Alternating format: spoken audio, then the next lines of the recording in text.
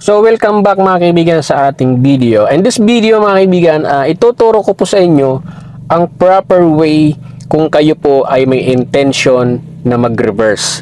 So let's say for example, kayo po ay nag-parking pa-reverse or di kaya na may kayo po ay nag-a-atras ng medyo malayo. So paano nga ba natin gagawin ng mas tama at mas ligtas? So number one mga kaibigan, lagi nyo pong tatandaan, since pa-reverse po ang intention nyo, laging mabagal po ang pag-move or paggalaw nyo ng patras. At napakahalaga po dito mga kaibigan, ang ating body posture. So paano ba ginagawa yon? Okay, so number one, kailangan nasa tamang upo ang isang driver. Dapat komportable ka sa pagkakaupo at the same time mga kaibigan, yung kaliwang kamay nyo ay dito po nakahawak sa 12 o'clock ng steering wheel. Yung kanang kamay nyo ay dito po sa passenger seat sa likod, nakahawak yan. And at the same time, bago nyo po sana igalaw ang inyong kotse paatras, you have to make sure na kayo po ay nakacheck sa side mirror, rear view, side mirror sa kanan. At the same time, kailangan po natin mag shoulder check.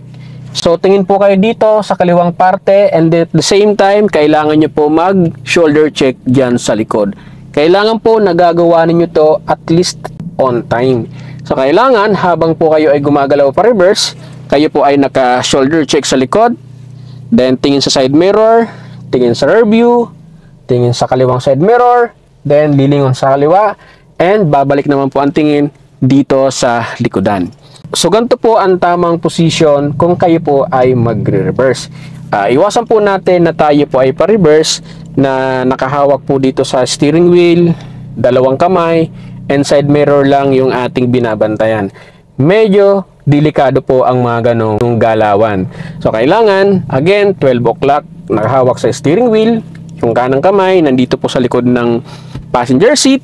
At the same time, bago po nyo sana paggalawin ang inyong sasakyan, lingon po kayo sa kaliwang gilid dito, side mirror, rear view, side mirror sa kanan, tingin, then shoulder check sa likod. At pinakamahalaga mga kaibigan, habang kayo po ay nag-check sa likodan, kung gagalaw po sana kayo ay mabagal lang po ang inyong paggalaw. So naka-clutch biting point ang paa nyo, at the same time yung paang kanan nyo ay nakaporma lang, nakaabang lang po sa brake pedal in case man na mayroon po kayong tatamaan na mga object or anything na nandyan sa likod, obstacle or ano pa man, ay makakahinto po kayo agad-agad. Kaya po napakahalaga dito mga kaibigan, kailangan po tayo ay mabagal po tayong gumagalaw pa-reverse. So ito po ang mga tip po sa inyo, especially dun sa mga new drivers, sa mga beginners at sa mga nag-uumpisa pa lamang mag-aral mag-drive, at syempre pati na rin po sa mga aspiring driver. So abangan nyo po ang mga next video pa natin regarding sa ating mga driving tutorial, driving tips, ideas at mga techniques. Kung gusto mo ang ganitong mga video, follow mo ako sa ating page, subscribe mo ako sa ating YouTube channel at pati na rin sa ating TikTok account. Yun lang po mga kaibigan, and this is Archie at lagi nagpapaalala po sa inyo na napakagaling na